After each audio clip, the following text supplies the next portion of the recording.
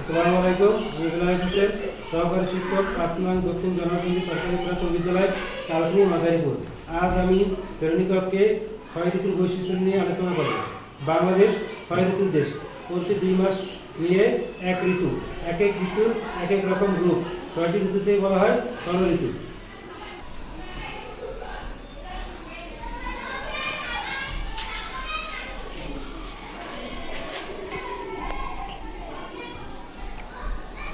গ্রীষ্ম বছরের প্রথম 2 মাস বৈশাখ ও জ্যৈষ্ঠ, এই 2 মাস নিয়ে গ্রীষ্ম ঋতু।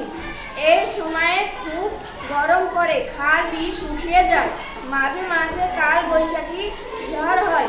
এই ঋতুতে আম জাম কাঁঠাল পাকে।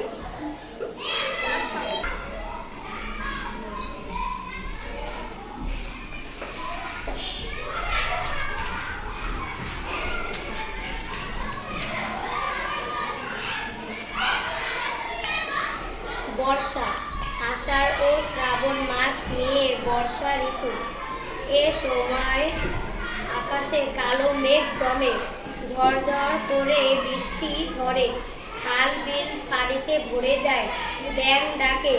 এ ঋতুতে কদম ও দোলন চাপা ফোটে।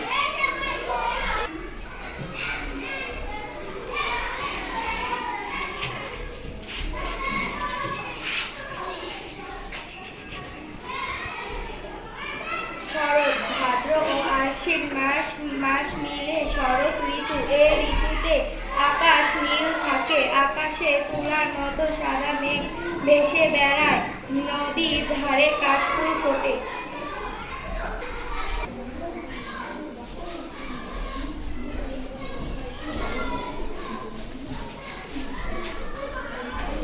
হেমন্ত কার্তিক ও অগ্রহায়ণ মাস নিয়ে হেমন্ত ঋতু। মাঠে দোলে সোনালি পাকা ধান। এই ঋতুতে নবান্ন উৎসব হয়, তৈরি হয় মজার মজার পিঠা পায়েস।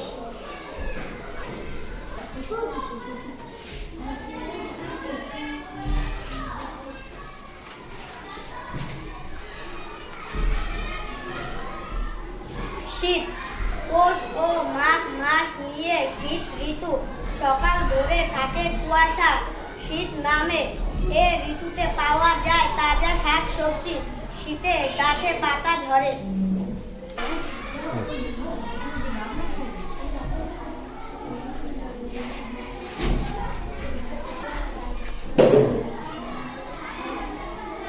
বসন্ত বছরের শেষ 2 মাস ফাল্গুন ও চৈত্র।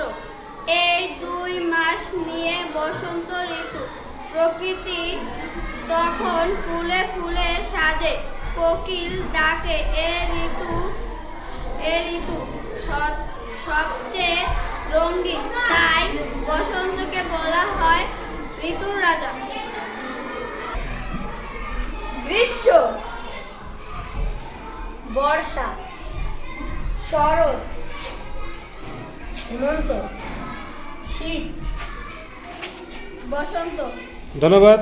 আমরা আজকে বাংলাদেশের ষড় ঋতু নিয়ে জানতে পারলাম। ধন্যবাদ সবাইকে।